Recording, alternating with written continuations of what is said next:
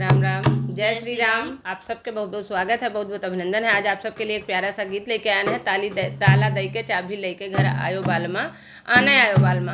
वो सब नहीं रही नहीं हरे और ये भी तो हैं, लेकिन अब क्या बताई। सुनो आप सब ये गीत, अब ज़्यादा कहे भरे है नहीं, तो आप सब सुनो यह गीत का क्या क्या बताई नहीं है, सब सुना करो और प्यार दुलार आशीर्वाद चैनल पर बनाए रहो। सुनो ये प्यारा सा गीत। ताला दई के चाबी लेके आने आयो बालमा, ताला दई के चाबी लेके आने आयो बालमा, आने आयो बालमा, आने आयो साजना।